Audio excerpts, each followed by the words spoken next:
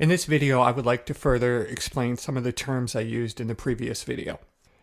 A top-level function is not a function that is imposed on an object. A top-level function must, by its nature, derive from or be caused by the object itself. For example, a top-level function would not be a work of abstract art that one then superimposes their own will upon. For instance, an abstract art might be a portrait composed of many pigments arranged in a certain way. However, these pigments typically do not represent anything in the physical world, so they're not mirroring anything. And anyone who comes along then and looks at this abstract art is going to superimpose their own intuitions on it. They're going to say, oh, I feel this, or it's trying to tell me this, or it's trying to tell me that, but it's not actually coming from the painting itself. It's coming from the person's own creative imagination.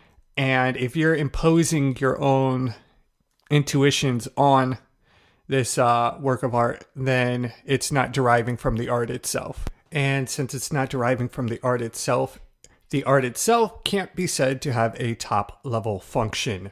If one were to be unaware of where this abstract painting came from, they would be completely in the right to appeal to natural causes, because natural causes are capable of producing objects which do not have top-level functions. Which coincidentally, as a side note, is why many people, myself included, have a good laugh at abstract art. Another point that needs to be made is that for something to be a top-level function, that top-level function cannot be present in any of the parts that make up the object itself that gives rise to the top-level function. A good example of this would be something like a dam that was created by perhaps a storm that caused trees to randomly fall, which then gave rise to an artificial lake. The property of taking up space was already present in the tree itself. Any object that takes up space will inevitably block other objects that take up space. Therefore, no new function came into being. Therefore,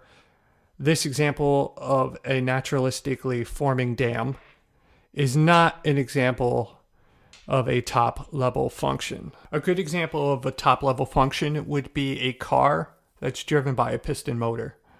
For instance, you would need the motor, which is composed of a cylinder, a piston, the piston rod, a crankshaft, a drive shaft, and all of these parts are going to have to be in the right place at the right time on top of all that before the car actually moves.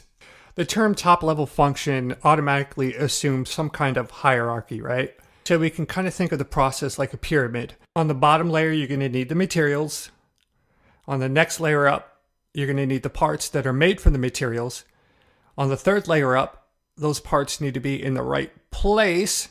Then finally, you have the top-level function, which doesn't actually exist until the bottom layers have been executed correctly. In the case of the car, with the piston motor, the top-level function would be locomotion or getting you from point A to point B. This top-level function is not present in the components or any of the sub-layers beneath that gave rise to this top-level function. Because the hierarchy of components and design that was built into the car gives rise to locomotion, we can say that locomotion is the top-level function, and therefore the car itself was designed. If you would like to delve a little bit deeper into this subject, I would highly suggest reading Douglas Axe's book, Undeniable. In video number 3, we're going to be using this design intuition and looking for higher level function